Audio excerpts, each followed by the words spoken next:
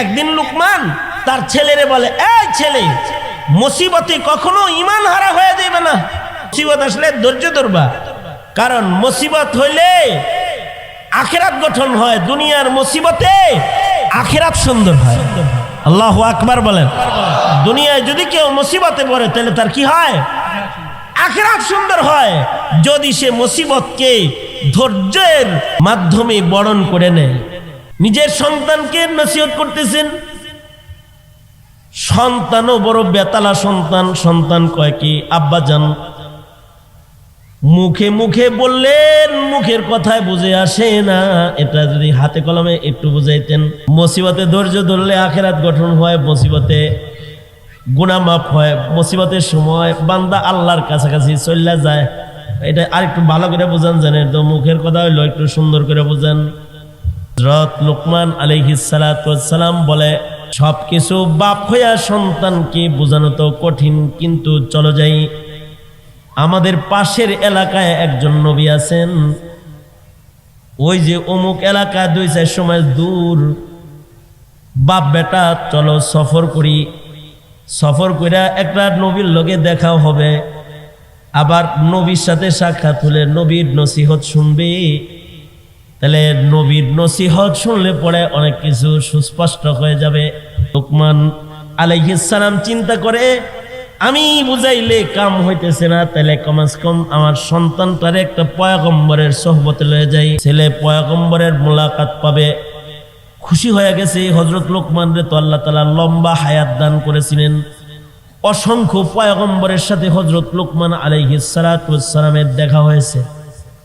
নিজের সন্তান লইয়া নবীর মুলাকাত করার জন্য মরুভূমির ভেতর দিয়ে সফর করে রওনা করেছেন। যাইবেন সন্তান লইয়া মরুভূমি পার হইয়া ভিন্ন এলাকায়, যে জায়গায় গেলে একজন পয়গম্বরের সাথে মুলাকাত হবে। ইয়া রব তেরি উশাক সে হো, ইয়া রব তেরি উশাক সে হো, मेरी मुलाकात कायम है जिनके फैज़ से ये अर्ज़ो समावात, कायम है जिनके फैज़ से ये अर्ज़ो समावात। এটা হলো তাহাজ্জুদের সময় বুজুর্গদের দোয়া। বুজুর্গরা দোয়া করতেন, ওগো আল্লাহ, আমাকে এমন মানুষের লগে একটু দেখা করায়, যার কারণে উপরের আসমান ধরে রাখছো, যার কারণে নিচের জমিন বিছায় রাখছো, যে সকল মানুষের জন্য গাছে ফুল হয়, ফল হয়, যে সকল মানুষের কারণে আকাশের বৃষ্টি জমিনে ঝরে, যে সকল মানুষের কারণে নদীর ভেতরে মাছ আসে, পানি প্রবাহিত রয়, যে সকল মানুষদের জমিনে অবস্থানের কারণে জমিনের হালাল প্রাণীগুলা মানুষের কাছে আইসা তাদের বাধ্য হয়ে রয়, তাদের স্তনের দুধ খাওয়ার জন্য মানুষদেরকে দেয়, যে সকল মানুষের জন্য নাজ ও নিয়ামত দিয়ে তুমি পৃথিবীকে সাজাও, ওগো আল্লাহ,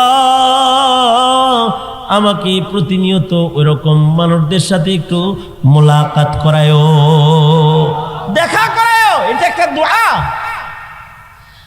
তো লুকমানের ছেলে আল্লাহর নবী দেখবে, খুশি আলাদা।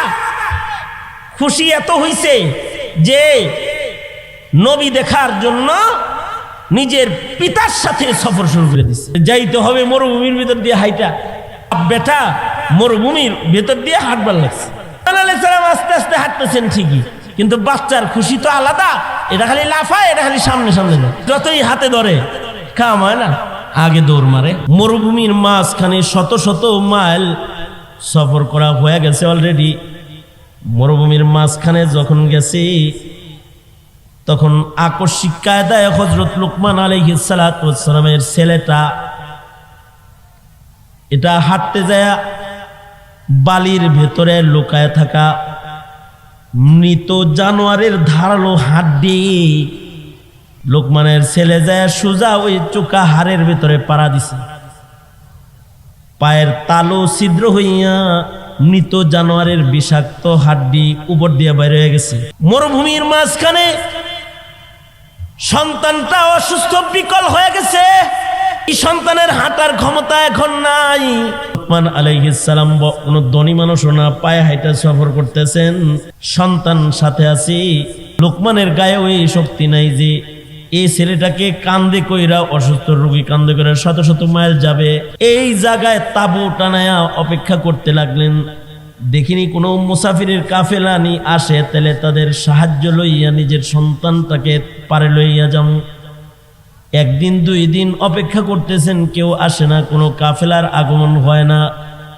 এদিক দিয়া এমন একটা বিষাক্ত হাড্ডি পায়ের তালু দিয়ে ঢুকছে যে 2 দিনের ভেতরে ভালো পা পচন ধরা শুরু হয়েছে।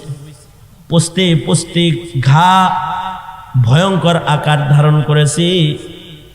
মরুভূমির মাঝখানে বাবা সন্তানকে একা একা সেবা শুশ্রূষা করতেছে হযরত লুকমান, আর সন্তানকে বলে ওয়াসবির আলামা আসাবাক ইন্না যালিকা মিন আজমিল উমুর। মুসিবতে পড়ছো বেটা, ধৈর্য ধরো, এটা জীবনের পণ প্রতিজ্ঞা। মুসিবতে ধৈর্য হারা হইতে নাই, কষ্টের পরে সুখ আছে। কিন্তু নিজের চোখের সামনে সন্তানের গায়ে এমন জ্বর আসছে যে রাতের বেলায় বিষাক্ত ঘায়ের যন্ত্রণায় সন্তানের জ্বর এসে গেছে। মরুভূমির মাঝখানে তেমন কোনো পানীয় নাই যা দিয়ে সন্তানের সেবা শুশ্রূষা করা যায়। হযরত লুকমান যেন একটা মুসিবতে পড়ে গেলেন।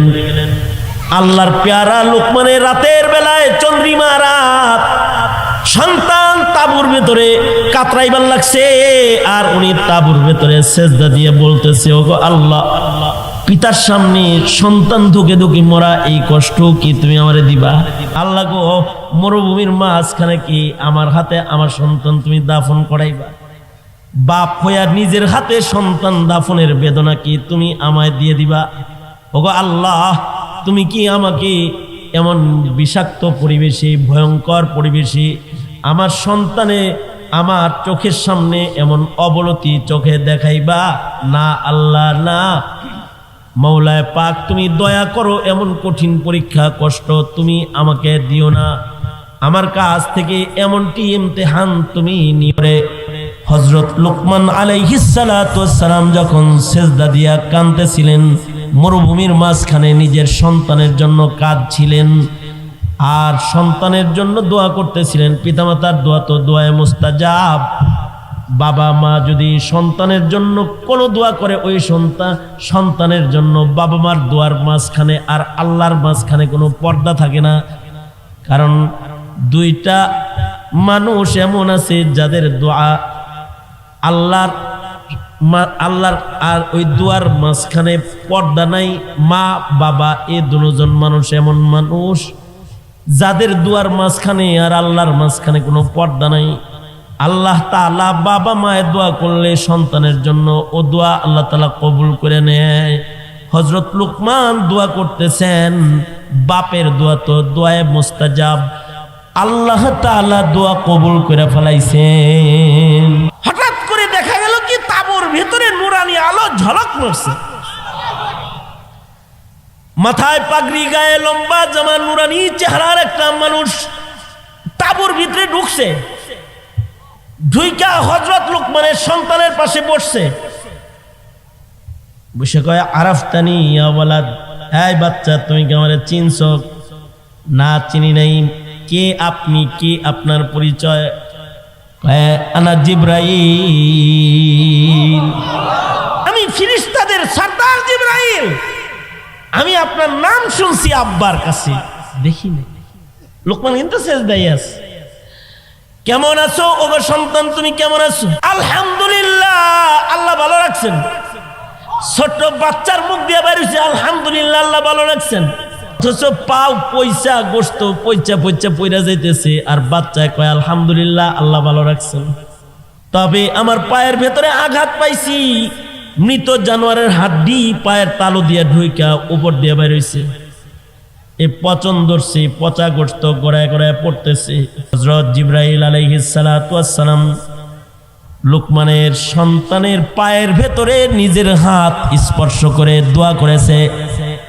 মুহূর্তের ভেতরে ভালো সন্তানটা ভালো হয়ে গেছে, ফুল সুস্থ হয়ে গেছে। আর সন্তান বলতেছে, আব্বা হাতে কলমে নবীর কাছে যায় বুঝান লাগে নাই, মরুভূমির থেকে আল্লাহ বুঝাইছে।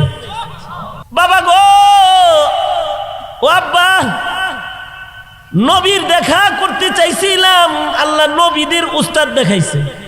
আব্বা গো, মুসিবতে ধৈর্য ধরলে যে পুরস্কার পাওয়া যায় তাও বুঝছি।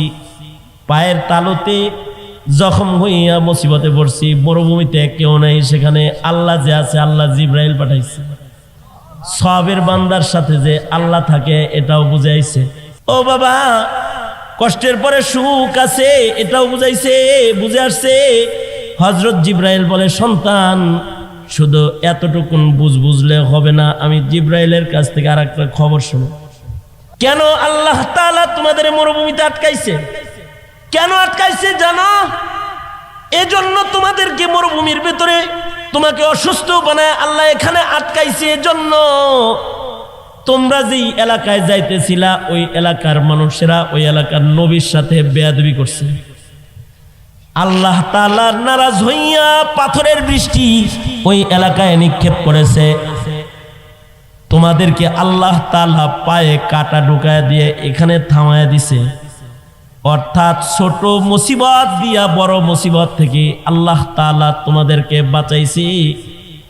যদি ওই এলাকায় ঢুকতা তাহলে পাথরের বৃষ্টির ভিতরে পড়তা।